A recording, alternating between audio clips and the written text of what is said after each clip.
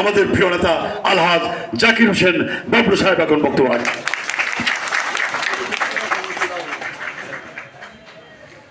বিসমিল্লাহির রহমানির রহিম। ময়মনসিংহ জেলা শ্রমিক দল কর্তৃক আয়োজিত আজকের এই দোয়া অনুষ্ঠানের স্নেহাস্পদ সভাপতি, ময়মনসিংহ জেলা শ্রমিক দলের সভাপতি, বিভাগীয় শ্রমিক দলের নেতা, সাইদের আসলে অনেক পদ, সব পদ বলেও জানিও না, সব পদ বলেও শেষ করা যাবে না। আবু সাইদ, আপনাদের সকলের প্রিয় নেতা। উপস্থিত আছেন ময়মনসিংহ দক্ষিণ জেলা বিএনপির সংগ্রামী সদস্য সচিব জনাব রুকনুজ্জামান সরকার সাহেব, ছাত্রনেতা ছিলেন, যুব নেতা ছিলেন, এখন বিএনপি সদস্য সচিব। উপস্থিত আছেন আজকে সঞ্চালক, শ্রমিক দলের ময়মনসিংহ জেলার সাধারণ সম্পাদক, কেন্দ্রীয় কমিটির সহপ্রচার বিষয়ক সম্পাদক। উপস্থিত আছেন আমাদের স্বেচ্ছাসেবক দলের ময়মনসিংহ দক্ষিণ জেলার সংগ্রামী আহ্বায়ক, সদস্য সচিব, যুব দলের ভারপ্রাপ্ত সভাপতি, সাধারণ সম্পাদক। উপস্থিত আছেন কোতোয়ালি বিএনপির সাবেক সাধারণ সম্পাদক,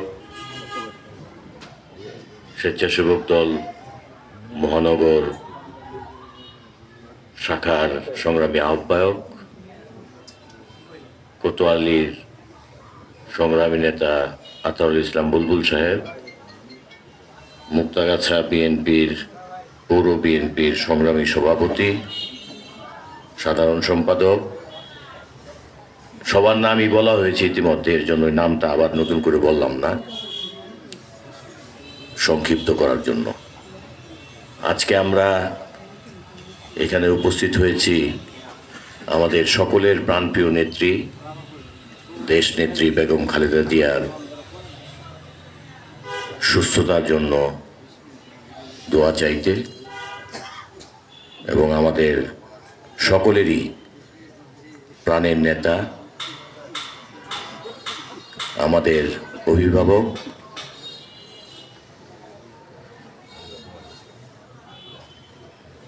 শ্রমিক দলের প্রতিষ্ঠাতা সাধারণ সম্পাদক, বিএনপির স্থায়ী কমিটির সদস্য এবং সকলেরই প্রিয়, সব পদ পদবীর বাইরে আমাদের সকলেরই প্রিয় জনাব নজরুল ইসলাম খান সাহেবের সহধর্মিণী।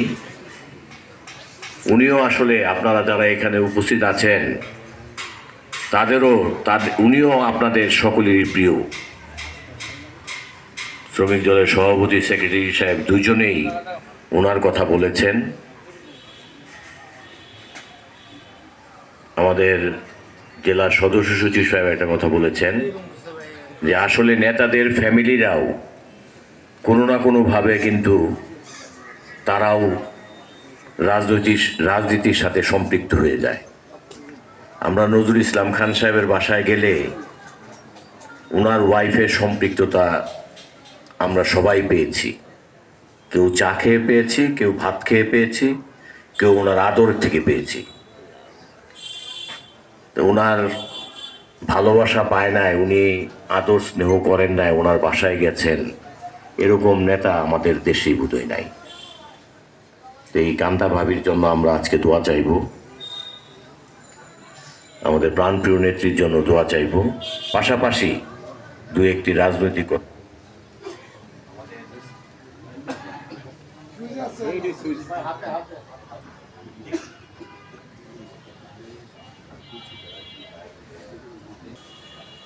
তাদের সবাই, আমরা বেশিরভাগ নেতায় আমি যাদের চেহারা কমন পড়ছে, আমরা দীর্ঘদিন যাবৎ আন্দোলন সংগ্রাম করে আসছি, এখনো আমাদের আন্দোলন চলছে। আমাদের নেতা দেশনায়ক তারেক রহমান সাহেব উনার 5ই আগস্টের পরে উনার প্রতিটি বক্তৃতায় উনি একটা কথা আমাদের সকলকে স্মরণ করিয়ে দিয়েছেন, আমাদের আন্দোলন কিন্তু শেষ হয় নাই। উনি পাশাপাশি আরেকটা কথা বলেছেন, বাংলাদেশে বিএনপি যত আন্দোলন করেছে, যত ধরনের রাজনৈতিক সমস্যা এদেশে তৈরি হয়েছে, বর্তমানে আমরা যে অবস্থায় আছি এর থেকে ভয়াবহ অবস্থায় বিএনপি কখনো পড়ে নাই। আমাদের ফ্যাসিস্ট শেখ হাসিনার বিদায় হয়েছে, কিন্তু তার দোসররা কিন্তু এই দেশ থেকে বিদায় নেয় নাই। আর ফ্যাসিস্ট কিন্তু কেউ এককভাবে হয় নাই, সংঘবদ্ধ লোকটাই ফ্যাসিস্ট হয়।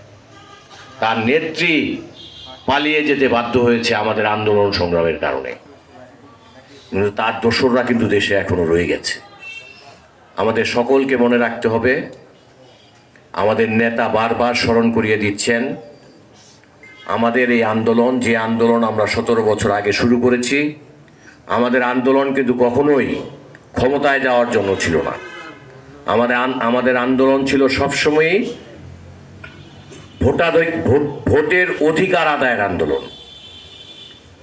যে ষড়যন্ত্র বাংলাদেশে এখনো চলছে, ফ্যাসিস্টের দোসররাও এই ষড়যন্ত্রে এখনো লিপ্ত আছে। পাশাপাশি বাংলাদেশে এখন বিএনপি ছাড়া সবাই বিএনপির বিরোধী লোক। আমরা যারা এখানে উপস্থিত হয়েছি আমরাই শুধু একত্রিত, আমাদের বাইরে যারা আছে, আমরা 100 জনের দল বলি বা 1000 লোকের দল বলি, তারা কিন্তু সবাই একত্রিত আছে, বিএনপি যেন কোনোভাবে ক্ষমতায় যেতে না পারে। কিন্তু আমাদের বিশ্বাস, আমাদের নেতার বিশ্বাস, আপনারা সকলে বিশ্বাস করেন, বাংলাদেশের 80% লোক এই বিএনপিকে ক্ষমতায় দেখতে চায়। কাজেই আমাদেরকে সতর্ক থাকতে হবে, আমাদেরকে ভোটের অধিকার আদায় না হওয়া পর্যন্ত আমাদেরকে এই আন্দোলন সংগ্রাম চালিয়ে যেতে হবে। আমাদের নেত্রী দীর্ঘদিন পরে বিদেশে যেতে পেরেছেন চিকিৎসার জন্য। ইনশাল্লাহ উনি বিদেশ থেকে সুস্থ হয়ে ফিরে এই রাজনীতির হাল যখন ধরবেন, তখন আমার বিশ্বাস, আপনাদেরও বিশ্বাস, সারা বাংলাদেশের সব ষড়যন্ত্র ধূলিসাৎ হয়ে যাবে ইনশাল্লাহ। এবং আমরা যখন ভোট দেওয়ার অধিকার পাব, এই দেশের 80% লোক ভোট দিয়ে বিএনপি ক্ষমতায় আসবে ইনশাল্লাহ। আর আপনাদের জ্ঞাতার্থে আরেকটা কথা বলি, আমাদের বিভিন্ন জায়গায়, বিশেষ করে গ্রামাঞ্চলে একটা জিনিস দেখা যায় যে সবারই একটা ধারণা হয়ে গিয়েছে বিএনপি বোধহয় ক্ষমতায় আছে।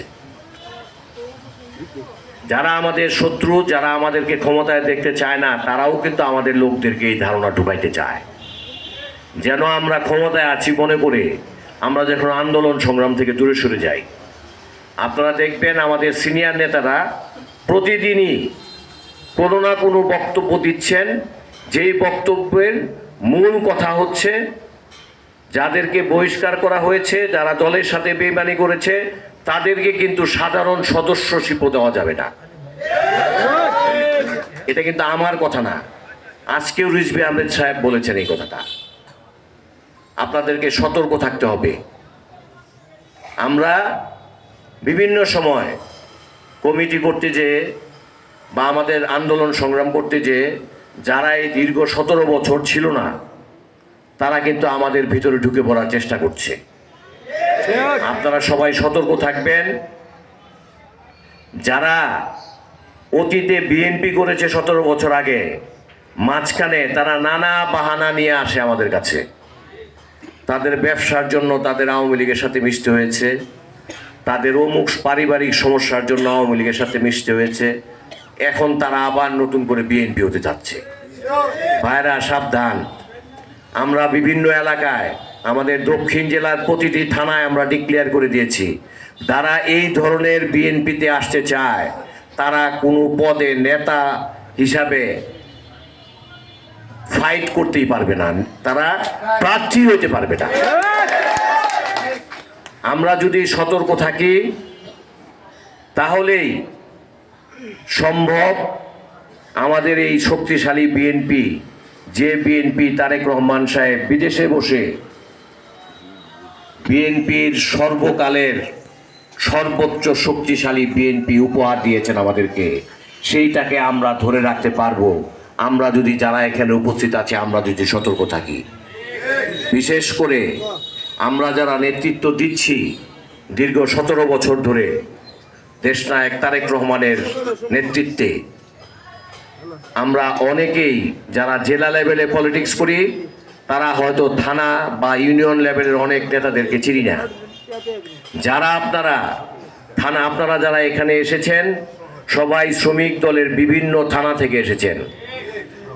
বেশিরভাগ নেতারাই শ্রমিক দলের থানার সভাপতি, সেক্রেটারি এবং তার সাথে যারা আন্দোলন করেন তারা।